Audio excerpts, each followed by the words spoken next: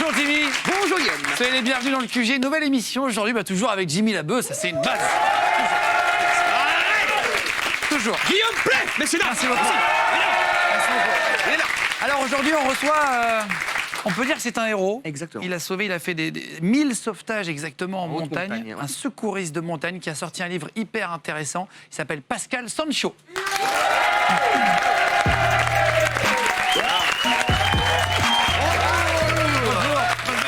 Asseyez-vous. Assieds-toi. Voilà, voilà, Bienvenue voilà. Pascal. On se Merci. tutoie, on se vous voit. On va se tutoyer, je vais pas prendre un coup Oui, de on vieux se devant tout tutoie. le monde. Allez. Ah ouais. Et donc ton livre qui est sorti aux éditions Mareuil Éditions, il s'appelle Bravo Papa. Voilà, Pascal Sancho. 30 ans comme secouriste en montagne, toi t'étais CRS, c'est ça? Ah oui, je suis un vilain CRS à la base, Dans la police nationale. qui a mal tourné. Et t'es parti après sauver des vies. Tout à Il y a fait. des métiers, vraiment, c'est des métiers de héros. On va montrer des images après Ça en est un. pour illustrer ce métier, mais c'est assez impressionnant. J'ai lu le bouquin. Juste pour expliquer le titre, pourquoi il s'appelle Bravo Papa? Alors Bravo Papa, à la base, c'est simplement un indicatif avec l'hélicoptère radio que j'ai utilisé pendant des années. Et puis c'était un clin d'œil à mes enfants. Pourquoi? Parce que c'est peut-être un peu ce qu'on attend quand on a fait une carrière comme la mienne, un regard un peu attendrissant des gamins. Mon papa D'accord, est italien. très bien. Bravo Papa. Est-ce qu'on peut montrer, pour bien comprendre le métier, avant de commencer l'interview vraiment exceptionnellement, 20 secondes du métier de Pascal en vidéo? Je crois qu'il y a un montage de plein d'images que tu nous as fournies.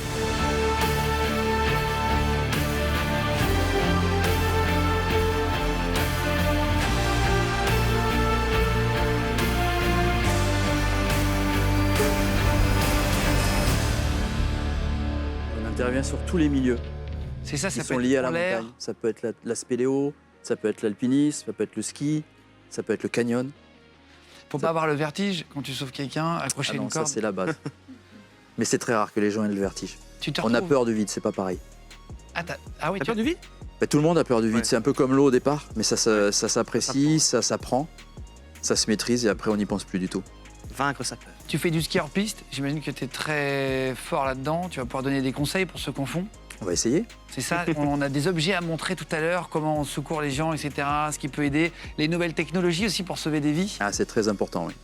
Mais d'abord, on commence par le CV pour bien comprendre qui tu es. Première question. C'est un peu efficace. Nom, prénom, âge, s'il te plaît. Pascal Sancho, 58 ans. 58 ans, 58 pardon. ans. C'est l'émotion. Profession. Mais je crois on dit secouriste en montagne. Et là, tu as arrêté ou tu y es toujours? Non, ça fait 4 ans que j'ai arrêté. Qu'est-ce que tu fais maintenant? Maintenant, je suis guide de haute montagne. Ah oui, donc tu emmènes des clients. Donc, j'amène voyage des beaucoup. clients, notamment en ski hors piste, un peu partout sur la planète. Ah, tu les emmènes dans des endroits bien chauds, mais avec quelqu'un qui s'y connaît, en gros. On essaye de leur donner du plaisir et puis de découvrir des paysages aussi. Très bien. Combien de personnes as-tu sauvé dans ta vie? Est-ce que tu sais? C'est difficile à dire parce que je compte pas, mais bon, je pense qu'on n'est pas loin du millier, ouais. Ah ouais. En Oh là 30 ans, là. ça va. Non, mais C'est c'est pas bien, un exploit. on reçoit tout type d'invités ici, Ah, parfois c'est pas un des exploit. gangsters, parfois des héros, et c'est ça l'intérêt du QG, Ah, c'est bien de sûr. recevoir plein de Français différents, ceux qui sauvent, ceux qui désauvent, finalement. Ouais, Des sauves. Il y a maintenant un nouveau mot. Et c'est hyper intéressant. Est-ce que tu as un regret dans ta carrière? Un regret, c'est d'être arrivé au bout de l'histoire, peut-être.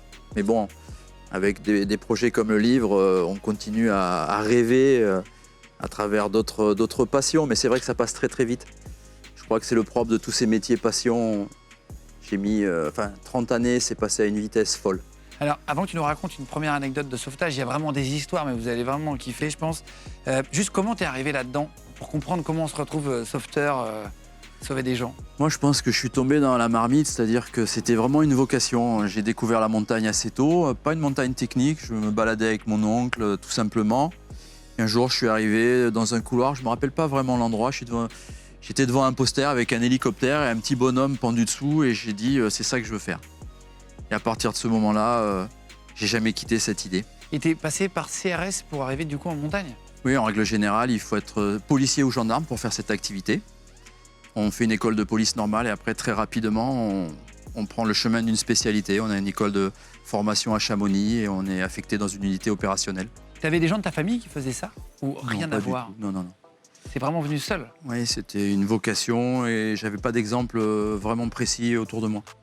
Alors, pour que vous puissiez vous rendre compte chez vous de ce qu'ils vivaient vraiment et de la réalité de ce métier, tu racontes dans le livre une anecdote, une chute de plusieurs dizaines de mètres d'un hélicoptère qui s'est crashé et Julien, un de tes collègues, qui a survécu. Est-ce que tu peux expliquer ce qui s'est passé? Oui, bon là on attaque un peu dans le dur, c'est quand même un drame qu'on a vécu dans le groupe. Donc on était dans un entraînement classique, treuillage en paroi, donc ils étaient 4 à être sur l'arête. Ça veut dire qu'ils étaient 4 à faire de la Posés sur la montagne, on avait fait une opération technique. Et donc l'hélicoptère s'est rapproché à peu près une trentaine de mètres, il a récupéré Manu dans un premier temps. Treuillage classique, le crochet du treuil descend, on s'accroche, on repart. Arrive le tour de Julien. Et à un moment donné, l'hélicoptère se met doucement à tourner. Les collègues, il en restait 2 sur l'arête, pensent qu'ils sont en train de prendre des photos. Et l'hélicoptère tourne de plus en plus et à un moment donné, le pilote perd complètement la maîtrise de l'appareil et plonge dans une face qui fait 600 mètres de haut. Et à ce moment-là, Julien se trouve toujours au bout du câble. Donc il est à peu près une vingtaine de mètres sous l'hélicoptère. Et avec la vitesse de rotation de l'hélicoptère, il est centrifugé à hauteur des pales. Et les pales coupent le câble. Et en même temps, malheureusement, une partie de son pied. Et donc, il est projeté dans le vide. Voilà, il y avait normalement beaucoup de chances pour qu'il s'en sorte pas, quoi. Et par une chance inouïe, il rebondit plusieurs fois dans la face et il vient se poser sur une plateforme de la taille d'une table basse, d'un canapé. Une sorte de rocher dans une falaise, quoi. Ouais, on appelle Dans ça le vide. une vire, tout à fait. Il est posé là, Et au niveau séquelles semi-conscient. Ok. Et voilà, donc déjà, c'est une chance énorme Ouais. qu'il soit arrivé là. Ouais. Parce qu'il y a Attends, 600 semi-conscient, donc il est envoyé, j'imagine, propulsé fort. Il n'est pas tombé posé. Hein. Non, il a rebondi plusieurs fois et il arrive là, on ne sait pas comment en fin de compte. Hein. Et il est tombé sur un truc où, s'il tombait à gauche, dans le vide, à droite, Il y a dans le 600 mètres de vide sous ses 600 pieds. mètres. Et la première chose que fera mon collègue Antoine quand il vient en renfort effectuer le secours, il va le tirer vers la paroi parce qu'il a la moitié du corps qui pentèle dans le vide et il est à quelques minutes de tomber, quoi. vide. Oh la vache. Et lui, aujourd'hui, donc là, il avait des séquelles. Est-ce qu'il s'est cassé des choses en étant projeté? Ah ben, Julien est très très gravement blessé, hein. Il a le dos vraiment esquinté, à vif, il lui manque un pied. Mais bon, il est vivant et ce jour-là, on perd 3 camarades. Ceux qui étaient dans l'hélico? Ouais, ils sont tous morts. Et donc voilà, c'est quand même bien qu'il en soit sorti. Et c'est vraiment un coup de bol, finalement, pour lui, entre guillemets, que ça soit juste, finalement, le pied qui passe au niveau des pales. Ça aurait été sa tête. Ah, mais ou n'importe Julien, quoi. s'il était là, C'est il un en miraculé, parlerait tu mieux que moi. Mais miraculé. oui, c'est inouï. Il a toujours fait ce métier? Comment ça s'est passé? Oui, Julien, il a toujours fait ce métier, comme tous mes camarades. Bon, mais aujourd'hui, ce jour-là, c'était lui, ça aurait pu être moi, ça aurait pu être n'importe qui du groupe. Hein, on est une quarantaine. Voilà, c'était mauvais endroit, mauvais moment. Donc c'est des métiers qui sont vraiment très dangereux. Et c'est pas, tu le disais, on en parlait tous les deux, mais la montagne, ça pardonne pas.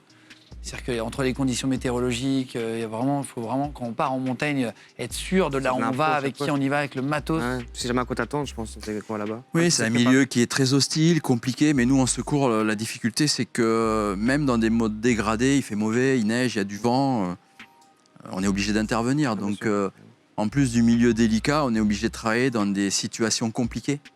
Et c'est pour ça que on a autant de décès en service. Hein. On est là. T'as jamais eu, je te coupe, mais t'as jamais eu envie d'arrêter par rapport à Non, justement, absolument les pas. problèmes comme ça Non. avec les potes, etc. Moi, je me suis posé la question une fois, et puis Ouais. une fois qu'elle était posée, C'est fini, quoi.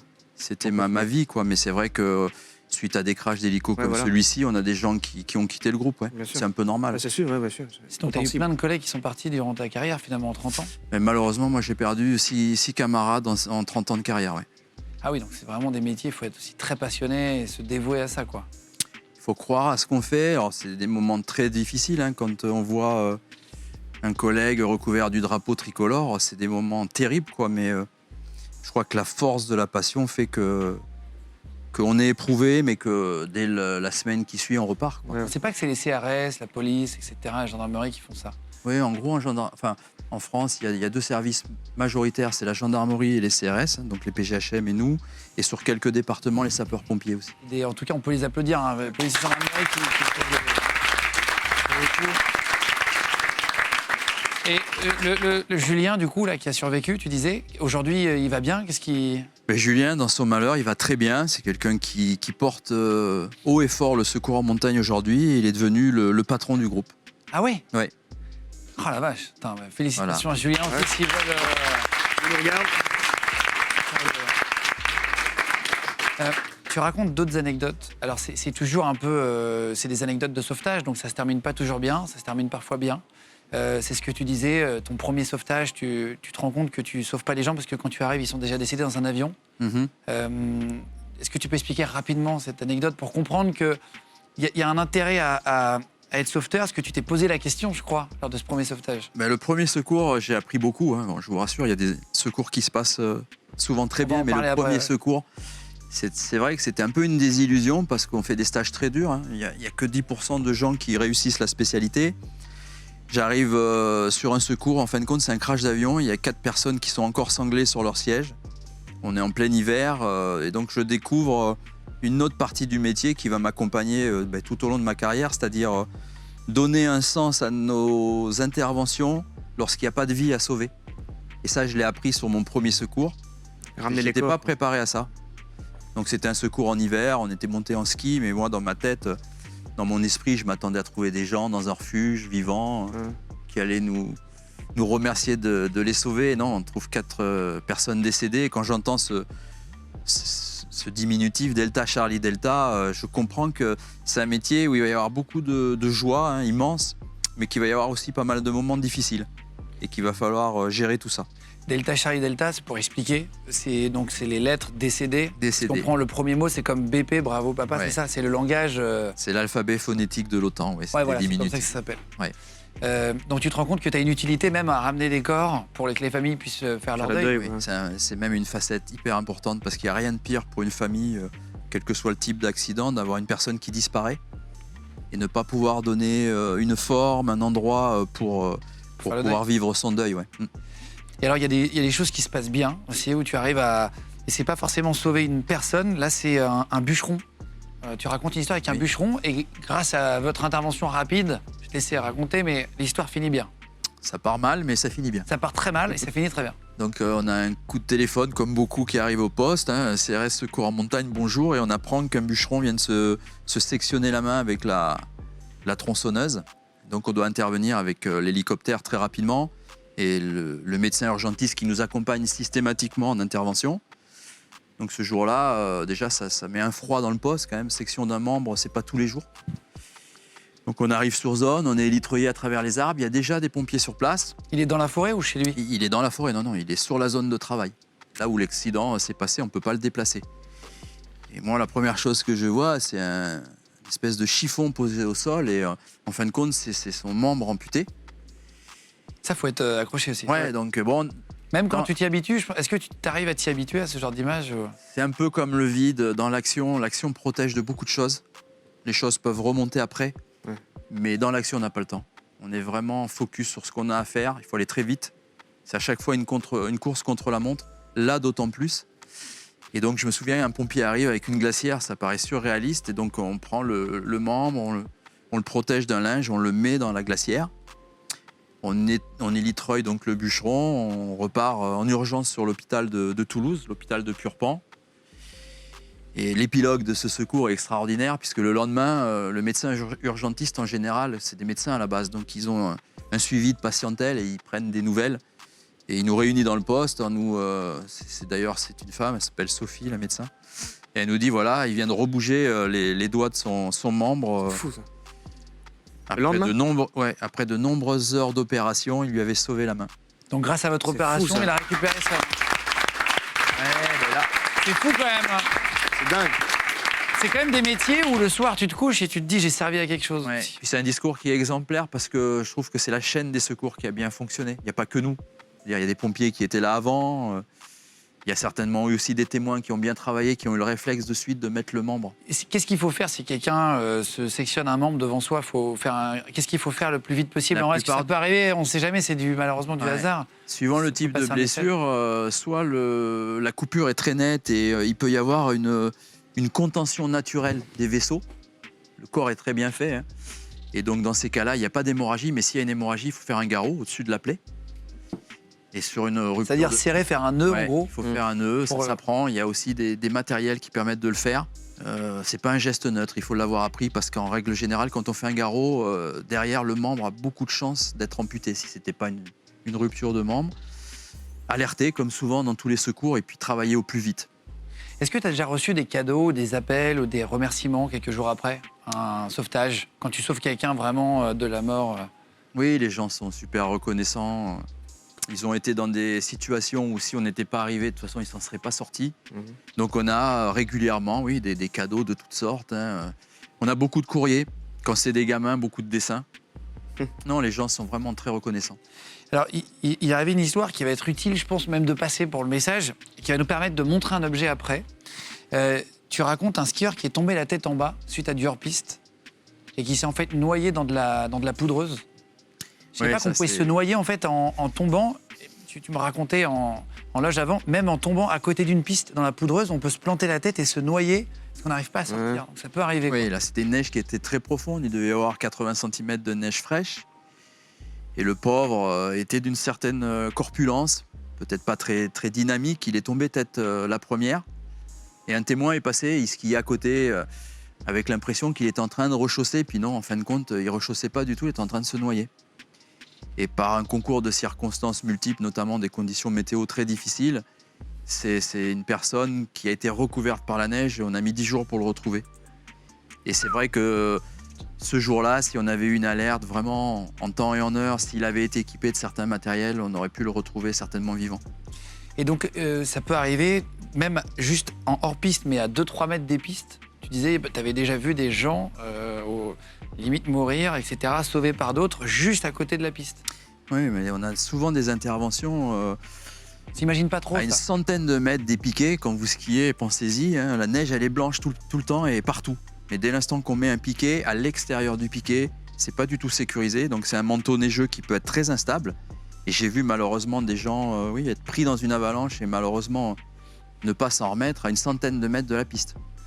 Alors, il y a des vidéos sur Internet que j'ai regardées sur YouTube, etc. Parfois, il y en a qui skient et qui tombent dans un trou, qui se retrouvent dans une faille seule. Ça peut arriver. Ça fait hyper peur, ça. Alors là, c'est même plus qu'une faille, c'est souvent une crevasse. Mais c'est quand même limité à des zones très typées haute montagne. Ce sont des glaciers avec des trous. Et normalement, sur ce type de terrain, déjà, on ne skie jamais seul. Et lorsque c'est vraiment très crevassé, on skie en cordée. Pour éviter que si on tombe, on aille. Parce qu'il y a des crevasses sans fin, on n'a pas la profondeur. Alors, on ne sait pas combien ça peut faire. Je crois que tu avais pris du matériel à nous montrer. Du matériel qui peut nous sauver la vie, qu'on peut tous acheter quand on va skier, même pas forcément hors piste. Hein. Non, c'est bien d'être équipé à la base. Je vais vous l'expliquer par la suite. Et tu as un matériel de pointe, un truc exceptionnel qu'on va vous montrer. On va faire péter quelque chose en direct. Allez, c'est parti, on va tester les objets qui peuvent sauver la vie à la montagne.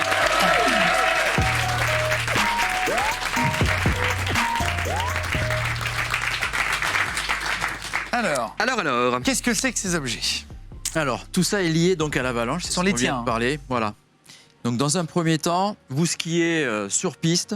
Le conseil qu'on peut vous donner, tous les services de secours dans les pistes, les services des pistes français, sont équipés de ce détecteur. C'est un radar simplement qui va vous permettre d'être retrouvé si vous portez cette petite lamelle en cuivre qui est présente dans parce que je me suis entraîné avec lui de nombreux vêtements, des chaussures. C'est souvent sur les, ça peut être sur les épaules, sur tous les blousons, il y a un truc en caoutchouc comme ça de l'extérieur. Oui. Et en fait, c'est quelque chose qui est utilisé. C'est un radar. Donc je vais me mettre un peu loin pour montrer. Voilà. Donc ça, c'est quelque chose de très précis. Ça permet de retrouver la personne à l'endroit où il se trouve. C'est fou. Hein. Voilà, c'est un appareil très précis qui équipe toutes les stations françaises. Donc très intéressant. Ça, c'est professionnel. Hein. C'est-à-dire que c'est pas quelque chose qu'on va... C'est réservé au mais ça, on l'a sur nos blousons. Voilà. Il y a plusieurs centaines de marques qui ont ça. Oui. Ça s'appelle tout ce qui est vêtements, casques, chaussures. Ça s'appelle des bandelettes comment, si on veut acheter, j'en sais rien. C'est une marque, donc je sais pas si on peut le dire, mais c'est la technologie Reco. Très bien.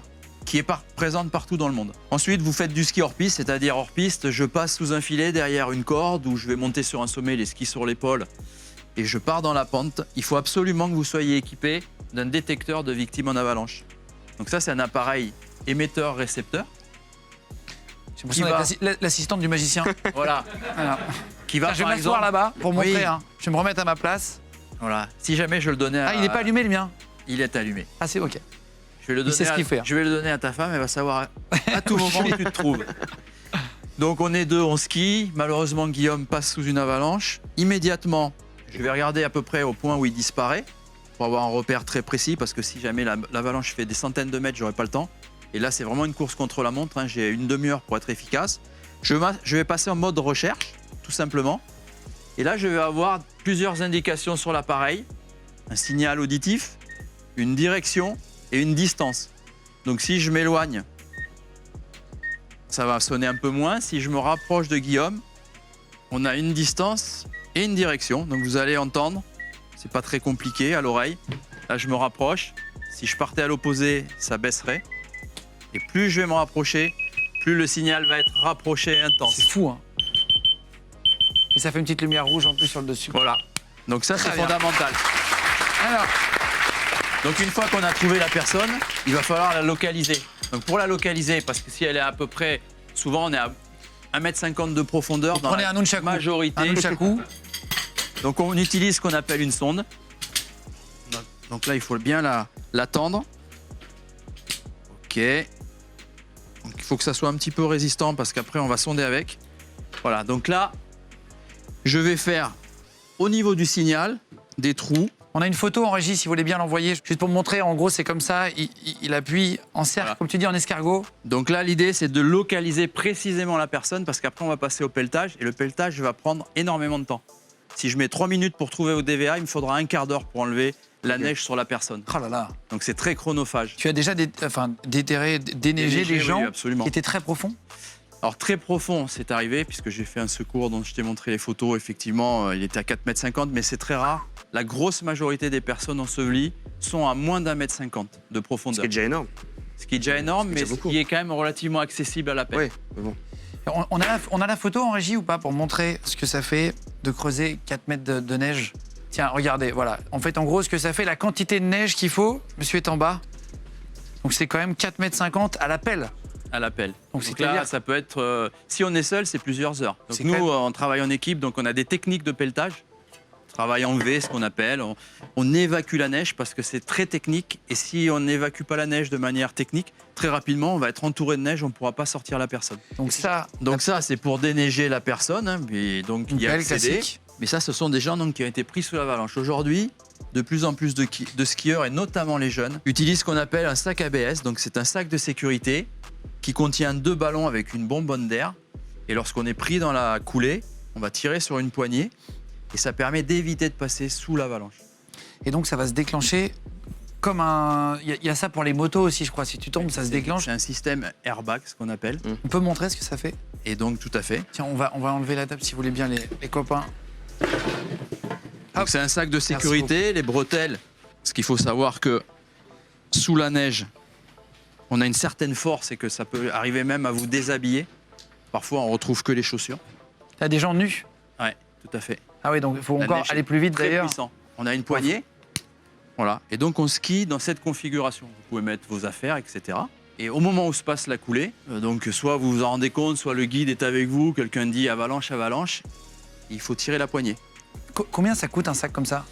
Alors, les premiers modèles doivent être à, on va dire, allez, 500-600 euros. C'est encore Cher. Ouais, bon, pour C'est se encore sauver, cher, le mais faire. comme je dis souvent à des jeunes que je rencontre quand on fait de la prévention avalanche, si on regarde le matériel qu'ils ont, la tenue, les chaussures, les skis, Il y en a pour ils cher. en ont pour 3 Ouais, 000 c'est euros. ça, ouais. Ça peut sauver la vie. Pour bien comprendre comment ça fonctionne, est-ce que tu veux bien te mettre ici? On va demander au cadreur du coup de bien cadrer des deux côtés, bien te mettre comme ça, voilà, face à nous. Et donc juste avant que tu déclenches ton sac, on a fait un fond, un logo QG spécial montagne. Voilà, comme ça on sera mieux intégré dans l'émission. On l'avait pas mis au début parce qu'on avait un petit bug, voilà. Exprès pour toi. C'est fait même sur les côtés. Hein. C'était fait sur C'est mesure, on beau. avait un petit bug d'ordinateur, voilà, je vais pas vous cacher, C'est faire beau. genre que c'est fait exprès, c'était pas du tout fait exprès. Si tu veux nous montrer quand tu veux ce sac à dos, du coup, airbag. Donc en général, on prend un sac. Ah putain, j'ai peur, dis. Ah putain, j'ai peur. Ah ouais. Putain, la vache. Oh là là, c'est... Attends, mais... hyper dur. Ah, c'est de la pierre. C'est marrant, c'est- quand même. Il a eu peur. On dirait que t'es Ouais, dans j'ai une peur, coquille je savais Saint-Jacques. pas. Une coquille Pensez la Saint-Jacques. 4-3-2-1, Alors, tous les là, comptes. vous voyez, le but aussi, c'est de protéger la colonne vertébrale et notamment le rachis et les cervicales. Parce que si on vient à être chahuté, mais là, on est tenu. Tu peux te laisser tomber et dormir là. Ouais, tu peux. Ce sera- Voilà, ça va te protéger. Mais en tout cas, ça protège tout ce qui est cervical. Et ça reste gonflé comme ça? Et ça reste gonflé en surface. Ça veut dire, bon, ça évite pas un choc avec un arbre ou de sauter une falaise s'il y a une petite falaise. Mais au moins, on reste en surface. Et globalement, c'est un matériel très, très efficace. Là, tu passes plus les portes par contre quand Ah tu non. passes.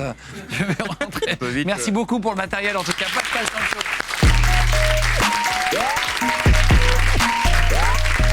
Donc il y a quand même du matériel qui existe, du nouveau matériel qui sort avec qui peut aider un peu à survivre. Ah, aujourd'hui, oui, en ski notamment, mais il faut porter absolument le casque, ça c'est évident.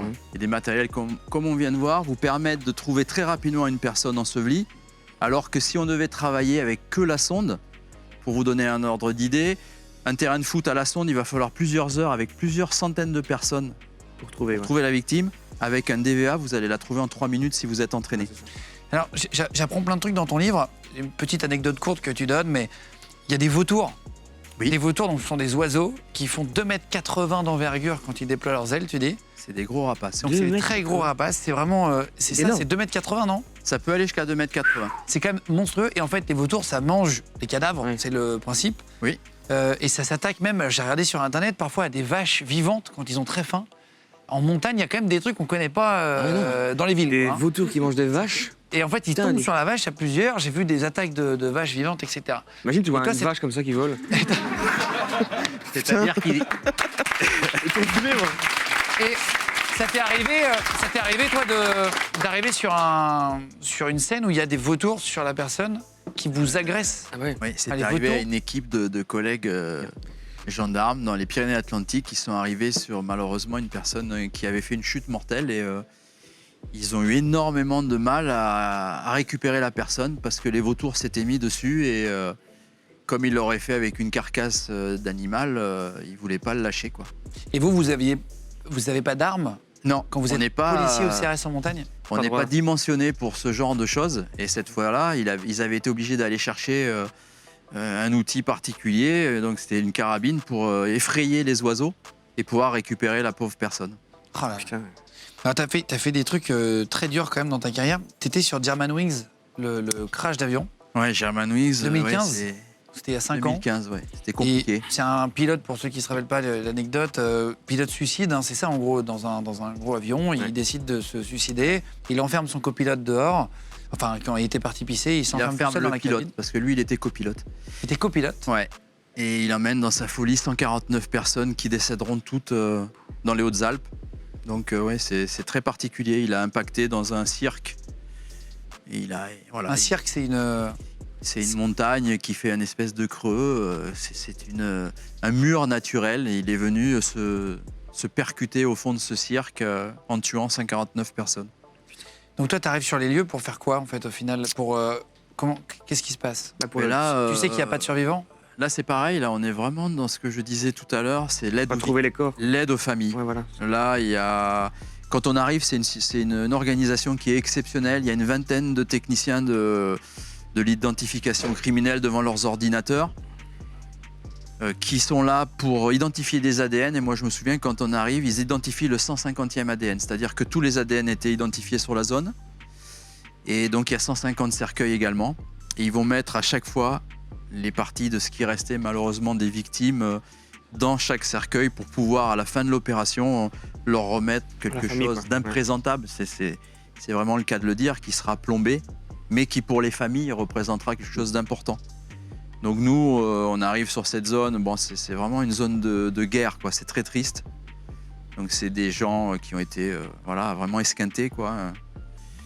Et donc notre travail, c'est de récupérer toutes ces parties biologiques, de les redescendre dans la vallée pour qu'elles soient traitées et le plus vite possible et les ramener aux familles. Ils sont traités par la police scientifique. Comment ça se passe après? Mais là, Quand toi, donc tu ramènes- c'est que des... Ouais, ça se passe, c'est dans une zone bien sûr qui est sécurisée et fermée, personne ne peut y accéder. Donc on conditionne, on décharge tous les soirs ces centaines de kilos de personnes malheureusement. Hein. Et puis voilà, les gens identifient, répartissent. On fait la même chose pour les vêtements. On fait la même chose pour les objets. Ça prendra du temps. Jusqu'à temps que la zone soit complètement nettoyée de tout ce qui est effet personnel et partie biologique. Toi, tu as trouvé des dessins, tu dis, d'enfants. Bon, on a trouvé de tout. C'était vraiment hallucinant, quoi. Ce qui m'a choqué en premier, j'en resterai là dans les détails, mais c'est qu'avec l'explosion, déjà, toutes les extrémités, comme les phalanges, avaient quitté les corps. Donc, on arrive dans quelque chose qu'on n'a jamais vu, jamais connu, fort heureusement. Et puis, comme souvent dans mon métier, ce qui est très, très dur, c'est On se blinde pour pas mal de choses, mais tout ce qui touche l'enfance, il n'y a pas de Ouais. protection possible. Et là, on voit des vêtements d'enfants, on voit des poupées. Je me souviens d'un collègue qui commence à lire une lettre d'enfant avec des dessins, et j'en parle dans le livre. Je lui dis arrête ça de suite, ça va te ronger. Et il m'a avoué qu'il a eu cette image pendant des mois dans la tête, quoi. C'était vraiment très triste, mais là, on se motive en se disant que on va aider les familles à faire leur deuil, quoi. Et on a des photos que tu nous as données pour illustrer, pour comprendre un peu ce que c'est qu'un cirque, etc. Voilà, donc ça, c'est quand vous arrivez, vous descendez, et en fait, qu'est-ce qui se passe en fait sur cette photo? Mais là, on est dans la partie haute parce qu'on était à la recherche en même temps d'une boîte noire qui allait, à l'époque, on ne savait pas qui s'était suicidé. Donc, c'était l'époque des attentats, on ne savait pas ce qui s'était passé. Donc, on avait pour mission de ramasser, bien sûr, ce qui était la dépouille des gens et aussi de rechercher une boîte noire. Donc là, on est sur la partie haute qui est très raide, on travaille en rappel. Et donc, c'est une partie qu'on a laissée très rapidement parce qu'il n'y avait pas grand-chose. Et ensuite, on voit au niveau de la tache jaune que vous voyez en bas, c'est un tractopelle. Et c'est l'endroit où l'avion a impacté. Il y a d'autres photos, hein, si tu veux bien envoyer en régie. Et donc Nicolas. là, on fait une recherche. Là, vous voyez malheureusement les restes de l'appareil. On voit la taille d'une roue, c'est quand même très grand par rapport Voilà, à un vous humain. avez Ouais. une personne qui est en train de chercher la boîte noire, justement. Vous l'avez retrouvée, oui. Oui, on l'a retrouvée. Moi, on l'a retrouvée le deuxième jour où j'étais présent. Et donc là, c'est un travail très particulier, hein. C'est à peine nommable d'une épreuve dans une vie de secouriste. Mais bon, comme on a choisi d'être secouriste, c'est aussi dans ces moments-là qu'on doit répondre présent. Et je me souviens, puisque j'avais dû organiser l'équipe, j'ai eu plus de demandes de volontariat que de gens que j'ai pu amener sur le terrain. Oh là là. Donc quelque part, en tant que responsable de groupe, ça fait chaud au cœur aussi, quoi. Parce que c'est quand même des moments particuliers. Vous avez retrouvé beaucoup plus haut une roue, je crois, tu disais dans le livre, très haut. Oui, après il y a des anecdotes malheureuses, mais on a retrouvé une roue et en voulant l'évacuer, parce que les roues, elles font la taille pratiquement au moins d'un 1m20, être non Humain, ouais, Ouais. limite. Un petit enfant. d'un être humain ou d'un adolescent, quoi. Et la roue s'est mise à rouler. C'est pas prévu et elle est arrivée. Vous voyez ce qu'on appelle ça, c'est des petites alvègles, ces failles là. Ouais. Et ça dirige tout ce qui tombe à l'intérieur. Là, on voit bien la carcasse. Et la roue a failli tuer un de mes collègues en lui heurtant la jambe. Oula. Oh là là. Voilà, Ouais, donc on peut y passer quand même à n'importe quel moment en secours en montagne, quoi. c'était pas prévu. Tu arrives à oublier ces images? Là, la Germanwings, c'est particulier. On est dans une bulle, vraiment dans une bulle. Moi, je l'explique bien dans le livre. Tu as vraiment l'impression de passer un portillon où tu te dis je dois plus être moi-même. Il faut que j'oublie ce que je suis, qui je suis, pendant quelques jours, quelques heures. Et puis, il viendra le moment où tu te reconstruis, où tu renais un peu, quoi. Parce que si tu te focalises sur ce que tu vois, c'est destructeur, quoi. Tu dis, je trouve un premier buste, celui d'une hôtesse, des enfants, des jouets, ce courrier d'enfants, etc. Machin. Même des pompiers ont du mal à oublier ça. Ouais, non, mais c'est. Après, chacun réagit face à ce genre d'expérience comme il le peut. Moi, je sais que c'était un peu bizarre, là, le retour. On s'appelait entre nous parce qu'on a quand même la force d'une équipe. C'est quand même très puissant, quoi. Puis bon, apparemment, on allait bien. Et puis, on regardait une émission. Et puis, on se mettait à pleurer de manière inconsciente, quoi. Et puis, ça s'est Tout arrêté. qui est remonté, quoi. Et puis, mais sur des choses complètement anecdotiques, quoi. Et ça a duré 2-3 jours. Et au bout de 3 jours, comme si le corps s'était un petit peu nettoyé de ce qu'on avait vu, on est reparti sur l'émission. Putain, félicitations encore.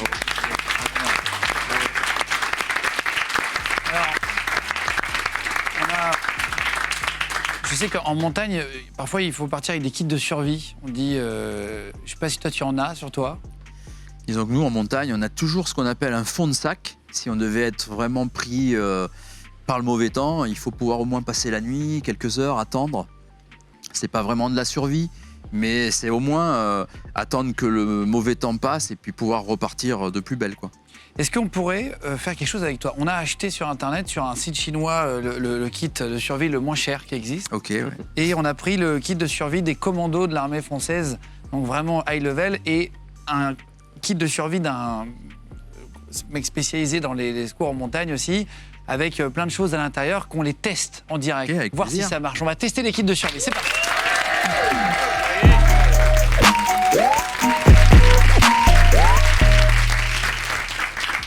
Alors, on va commencer par le moins cher. par le kit de survie. Si tu le dis. Le petit machin, là, oui. On a payé ça entre 6 et 8 euros, je sais plus, sur un site internet chinois. Donc ça, c'est fait pour faire des étincelles et pour faire démarrer le feu. Est-ce que tu vas savoir l'ouvrir déjà? Qui sait? Il y a quoi Là, je sens que je me fais piéger, là. Non, pas du tout, c'est juste que je sais pas comment l'ouvrir, donc j'ai besoin d'une aide, en vérité. Je t'avoue que nous, on n'utilise pas trop ce genre de choses. On On évite la survie. Quand on... C'est hyper marrant, un kit de survie, tu peux pas l'ouvrir. Alors, je pense qu'il faut un couteau. Bon, en gros, ça, je pense qu'on Voilà. peut dire que c'est de la daube. Merci beaucoup. Merci beaucoup. C'est de la merde. Alors, celui-ci, kit de survie des commandos. Ok. Ok. On va le jumeler à un kit de survie un peu plus musclé pour essayer un petit peu des choses. Est-ce que tu peux nous décrire un petit peu ce qu'il y a Qu'est-ce qu'on a dedans? là-dedans? Ça, c'est le Cialume. Le Cialume, d'accord. Cialume, c'est quelque chose de fluo qu'on casse, ça fait un petit tube fluo. Il y en a en boîte aussi, des colliers et tout. C'est un préservatif, ça? Moi, je t'avoue que la première chose que je reconnais, c'est ça. C'est vrai, c'est un préservatif? Ça, c'est une capote. Ouais. Alors, ça, c'est une capote non lubrifiée. T'as vu, elle est sèche. Ça permet de se mettre sous un Elle est arbre pour encore récupérer de l'eau. Ok. Ah, on n'a pas vu. Voilà, alors je monte la capote sèche, hop, à l'image. Voilà une Même en capote, montagne, sortez couvert. une Ah ouais, c'est ça? capote pas lubrifiée. Ça, Petit miroir. petit miroir, on regarde un hélicoptère. Quand il y a le soleil, il y a un petit trou dedans. Ça permet de faire d'envoyer en fait de faire un, Faisceau lumineux? comme avec sa montre, envoyer Ouais, ouais. le soleil dans les Je yeux crois de qu'il aurait quelqu'un. fallu inviter Mike Horn. Tiens, on va le montrer à Magnifique. l'image. Et ensuite, on va tester des choses. Voilà, le miroir qui permet en fait de viser comme ça. Hop, on vise et on renvoie en fait la D'accord. lumière. Normalement, ça marche. Ça, c'est pratique, ça. Ça, c'est une scie. C'est-à-dire qu'en fait, c'est des scies qu'on tient comme ça. Et en fait, on Amputé. scie comme ça. Non. Alors, on peut scier sur une branche. Allez, je tiens la branche. Tiens, vas-y. Ouais. C'est dans mes compétences. Tu veux essayer de scier et que je tienne? Ah, vas-y, vas-y. Essaye de pas me couper la main. On voit ou pas? Oh, Moi, quelle force! On Incroyable. applaudit quand même quelqu'un qui a coupé une ouais, branche c'est ça. que j'aurais pu casser avec la main. Voilà. Mais en tout cas, ça marche quand même. Ça marche bien. Ça Je fonctionne. suis bluffé. Ensuite, il y a un truc qui est pas mal. Je sais pas si tu connais ça. C'est des allumettes qui vont dans l'eau. Et ça, moi, j'avais jamais vu. Ça marche, ça? Bah ça, regarde. veux Regarde, essayer je sais pas si on voit, bien sûr. Ouais, je veux bien essayer. Ça m'intrigue. C'est pas mal quand même. Stylé. Ça, c'est plus Eh, que c'est pas fou mal. quand Je pense même. que c'est hyper utile. Et ça, c'est pas mal. Hein. Ça, c'est pas Mais mal. même Allumette souvent, qui en va dans refuge, l'eau. t'arrives pas à allumer le feu parce que les allumettes sont humides. On a quelque chose qui fait des étincelles. Alors, je sais pas si ça fonctionne, mais on va essayer ensemble. C'est ça. Je sais pas si tu connais.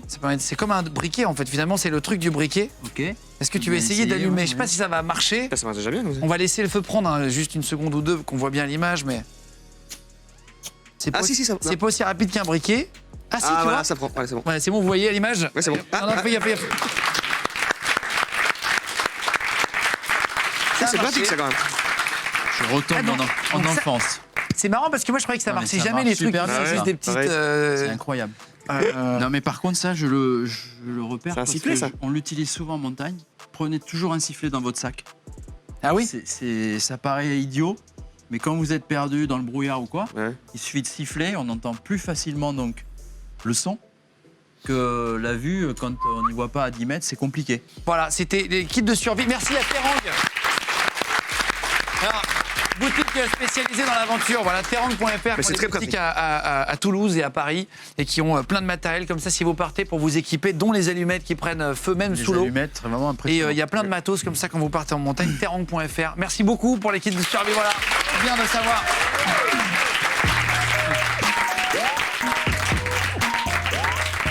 Ça, c'est pratique, ça.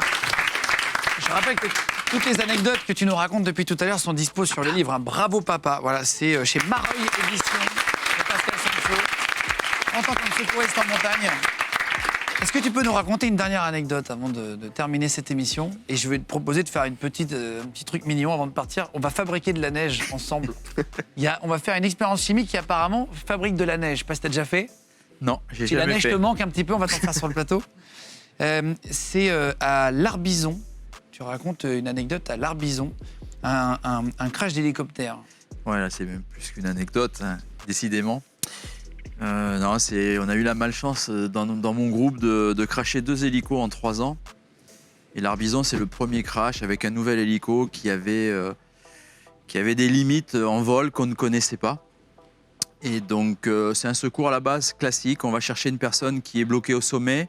Elle s'est trompée de versant et elle se retrouve au-dessus d'une face qui fait plusieurs centaines de mètres de haut. L'hélicoptère arrive avec à son bord un médecin, 2 sauveteurs, donc le pilote plus le mécanicien. Le mécanicien, c'est celui qui treuille.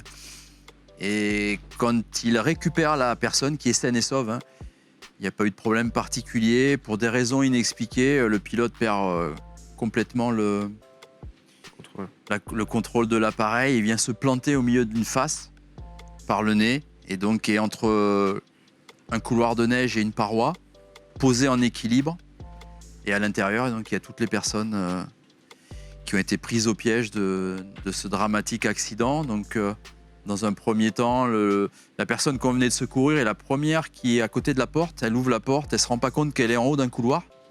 Et donc, elle pose le pied dans le couloir, elle glisse sur plusieurs centaines de mètres. Et donc, elle arrive en bas du couloir indemne, pareil, on ne sait pas pourquoi. Et elle part complètement paniquée en courant dans la vallée.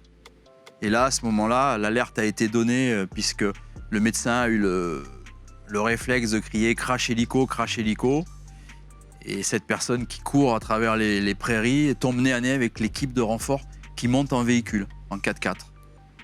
Donc déjà, c'est un truc impensable. Et donc l'hélico est bloqué dans cette face. La problématique, c'est que l'hélico, il est mis en équilibre. Donc à chaque fois que l'hélicoptère qui va arriver sur la zone pour porter secours s'approche, l'hélicoptère bouge. On ne sait pas si la carcasse va tenir. On va mettre une photo pendant que tu parles en illustration, si vous voulez, envoyer en J. Photo de l'hélico qui est planté en... Ouais, donc là, un copain là, qui arrive, un des premiers, il essaye d'attacher la queue avec une corde parce que bon, on est complètement perturbé par cette situation. On n'a jamais fait ça, quoi. Et donc on arrive à évacuer tant bien que mal un sauveteur, le médecin qui est blessé. Et le mécano qui a aussi une jambe cassée. Et reste le pilote qui est complètement encastré dans la partie ombragée qu'on voit. Dans le vide, quoi. Et la problématique, c'est que les collègues essayent de passer autour de l'hélicoptère. Il faut absolument accéder par le haut pour pouvoir aller le désincarcérer. Donc on fait appel à un pompier pour ouvrir une brèche. Et le souci, c'est qu'à l'intérieur de l'hélicoptère, la turbine continue à tourner et le kéro s'écoule. Donc il y a un gros risque d'explosion. Donc avant d'y rentrer... Bon là, les gars se posent vraiment la question, est-ce qu'on y va? Parce que là, ils avaient vraiment 9 chances sur 10 d'y passer, quoi. Et donc, bon, comme le pilote, malheureusement, était bloqué, ils n'ont pas hésité, ils l'ont fait. Mais avec cette peur d'abord d'avoir l'hélicoptère qui allait exploser. Donc on s'est fait guider par une deuxième machine qui volait au-dessus, qui nous a... indiquer comment débrancher une turbine et comment faire arrêter le kéro qui coulait dans la machine. On ne l'avait jamais fait. Depuis, il existe un protocole pour ça. Et le deuxième souci, c'était dès l'instant qu'on pénétrait dans la machine, si l'hélicoptère venait à tomber dans le vide, bon, les deux qui pénétraient, c'est sûr qu'ils s'en sortaient pas, quoi. Donc là, il y a eu un petit moment de réflexion pour savoir s'ils allaient le faire. Ils l'ont fait, donc on a récupéré le pilote. Et le problème, c'est que ça a mis du temps. La nuit est tombée et le temps de descendre le pilote en bas du couloir, on ne s'était pas rendu compte. Il y avait ce qu'on voit là, une mer de nuages. Et la machine, le deuxième hélicoptère qui venait récupérer le pilote gravement blessé, était sous cette mer de nuages. Donc se posait un deuxième problème, comment passer? Il fallait l'envoyer vite aux urgences, j'imagine. Ah oui, là, il était... on envisage de le descendre à dos d'homme avec une civière. Et là, le médecin, Laurence, nous dit si on le descend à dos d'homme, il est mort. Et donc là, il y a une relation qui se fait entre le responsable de l'opération et le pilote. Et donc, le pilote, il décide de traverser cette couche que vous voyez.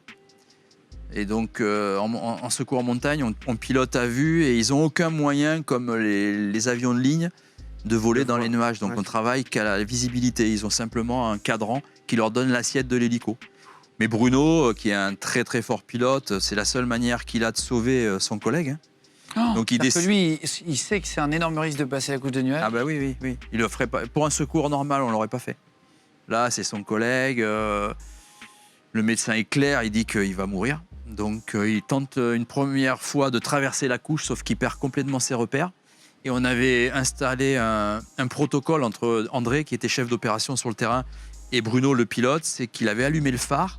Et à la lumière du phare, à travers les nuages, il pouvait à peu près le guider. Oh là là. Et une première fois, Bruno perd complètement les repères, donc fait demi-tour très rapidement, replonge dans la vallée. Puis il se reconcentre et il arrive à traverser la couche. Et donc André le guide et voilà, il traverse la couche et en faisant ce geste qui est vraiment techniquement exceptionnel, quoi. Moi, j'ai vu ça qu'une fois en 30 ans.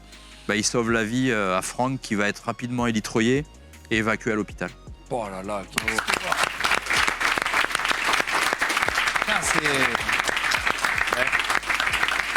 Je rappelle, hein, vraiment, si vous voulez aller voir tout ça, Bravo Papa, voilà, aux éditions Mareuil, vraiment, allez le prendre. Il y a plein d'anecdotes. Tu as fait à peu près 1000 sauvetages. Ouais. Et si tu le permets, j'aimerais terminer en tirant vraiment un coup de chapeau parce que bon, aujourd'hui, le focus est fait sur moi, mais moi, je représente simplement qu'un ensemble de sauveteurs qui pourrait être X ou Y, s'appelait Patrick ou Thiébaut, c'est la même chose. Un grand coup de chapeau au pilote quand même, qui considère comme normal de travailler tous les jours avec des pales à 1 mètre des parois, sauf que c'est complètement inhumain. Et un grand coup de chapeau aux médecins urgentistes qui nous permettent aujourd'hui de ramener des gens vivants, alors qu'il y a 30 ans, on les aurait récupérés en montagne, mais on les aurait pas sauvés. Bravo. Alors, est-ce que, avant que tu partes, si tu veux bien, je voudrais qu'on crée de la neige. On crée de la neige artificielle. On a trouvé une expérience, on allait voir sur Internet comment fabriquer de la neige. Et on a trouvé un procédé chimique où il faut mélanger 2-3 produits. Alors, je me suis entraîné pour pas que ça nous pète à la gueule quand même. Et en fait, ça marche très bien et ça fait de la vraie neige. On va l'écouter, ça fait exactement le même bruit quand on marche dessus. D'accord qu'on essaye? Ok. Allez, c'est parti, on va faire de la neige artificielle.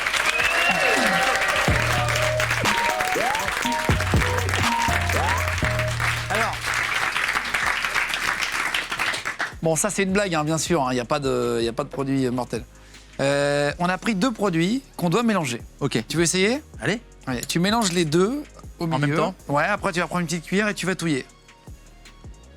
Ah, Putain, j'ai eu peur. J'ai eu peur. Voilà, faut bien mélanger. Non, mets tout. Hein. Mets tout. Ouais, tu peux tout mettre. Voilà. Après, le but, c'est de bien mélanger avec la cuillère. Tu m'en auras fait faire des choses aujourd'hui. Tu auras fait de la chimie. Allez. Et après, on va rajouter De l'eau. de l'eau. Et c'est là que ça va se passer. Je mets ça derrière pour vraiment Ça, tu vas cacher niquer le l'oreille. truc. Donc, il va falloir mettre la bonne quantité d'eau. Et je ne sais pas du tout ce qu'il faut mettre. On va pas se mentir. Donc, on va le mettre. Est-ce que c'est bon pour les cadreurs? Vous avez bien l'image? Attends, on va essayer de mettre, voilà. Je vais mettre de l'eau, ça va buller. D'un coup, ça va s'évaporer, et ça va être de la neige. Voilà. On essaye? Tu mélanges un peu avec moi? Allez, Je c'est mélange, parti. je mélange. Ça fait des Voilà. bulles. Voilà. Donc, normalement, regarde, si tu mets la main là, ça va faire du froid. Ah oui. Ah ouais, dis putain. 37 minutes fois, attends. Pour l'instant, c'est pas encore de la neige. Ah, voilà, tu vois. On dirait des œufs battus pour l'instant, ouais. Mais bien battus. Est-ce qu'on a mis trop d'eau? Non, je crois pas. Ah non, c'est bon, ça commence à sécher. C'est bon. C'est que Ouais, c'est ça froid, se hein. solidifie, oui. Ah, c'est que c'est Ah c'est oui. vraiment froid. Non, regarde, là, l'eau est en train de s'évaporer. On dirait une piste. Incroyable. C'est en train de... Ah ouais, dis. Ah ouais. Tu vois ou pas? C'est en train de diminuer. Voilà, et là, regarde, ça gonfle. regarde la neige. Magnifique. La neige est en train de monter. Et là, eh ben, tu as une vraie... Ah, tu as de la vache. neige, en fait. Putain. Ah ouais. Alors... Voilà, moi, comme un génie, je mets ma main dedans. J'ai rien prévu pour m'essuyer les mains. Si demain il nous manque une main, les gars. Attendez. Et donc, apparemment, bagarre. le bruit... Regardez, je vais mettre... Je sais pas si... Merde, ouais. Non, ça marche pas du tout. Ouais, bon, ouais. merci, très bien. Allez, on peut avoir un chiffon ou pas? Ah. C'est vraiment le truc qui essuie le moins que tu nous as apporté Ah ouais, d'Europe. C'est des Au pire, serviettes en plastique, tu Ils ont sais. dû prendre le gel hydroalcoolique. Bon, c'est pas grave, tiens, merci à vous. T'en as? Non, c'est bon, t'inquiète pas. Bon, merci beaucoup pour la neige. On va se dire au revoir là. Voilà, on a accueilli un secouriste. C'est pas très bon, par contre. On embrasse vraiment fort tous les héros, tous les sauveteurs en montagne, tous ceux qui bossent voilà, comme secouristes un petit peu partout. Et il y a le livre, si vous voulez voir plein d'histoires de secourisme en montagne, qui s'appelle Bravo Papa. Merci beaucoup. Merci d'être venu. Merci beaucoup à Pascal Ponceau, 1000 fois d'être venu. Vraiment incroyable les histoires que tu nous as racontées. Et c'était vraiment charmé. On se retrouve la semaine prochaine.